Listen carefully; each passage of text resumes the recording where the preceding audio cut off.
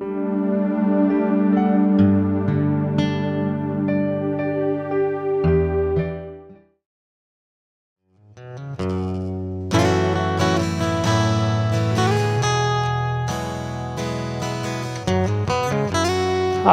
I'm John McNeil with Sound Home Inspections. Today we're going to talk briefly about water heaters and what you should be looking for. Water heaters come in two types. There are water heaters with a tank, such as this, and tankless water heaters, which heat the water as it's being used. With this type of water heater, the hot water is stored inside the tank.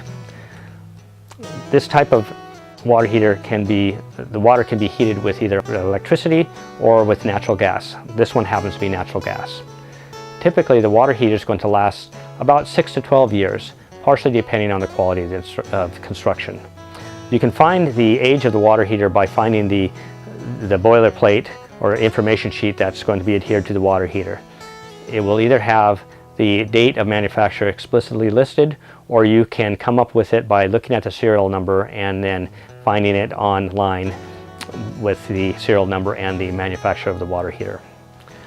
A couple important things to look for in your water heater is, one is to make sure that the outlet for the temperature pressure relief valve shown here is piped properly. This pipe should extend to within 6 to 20 inches of the floor.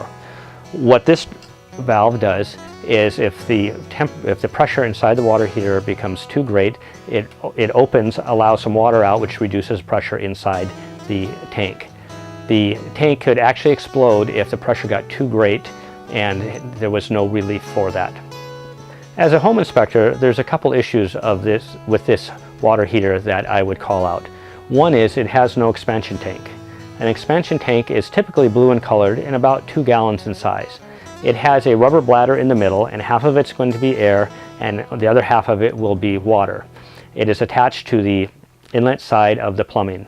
What the expansion tank does is, as the water in the tank is heated, it expands, and that rubber bladder is able to move and allow that expansion to take place without increasing pressure on the water heater. The other item I would call out is this tank does not have a foam pad underneath it. It should be sitting on a foam pad to, one, reduce possible corrosion with the concrete floor, and to also increase insulation or energy efficiency of the water heater. This water heater does have seismic or earthquake straps installed both on the top third and the bottom third of the water heater. This prevents the water heater from tipping over in case of an earthquake. It's important to keep your water heater secure, as if it tips over, you could fracture the gas supply line of the water heater, which would be a huge fire and explosion hazard.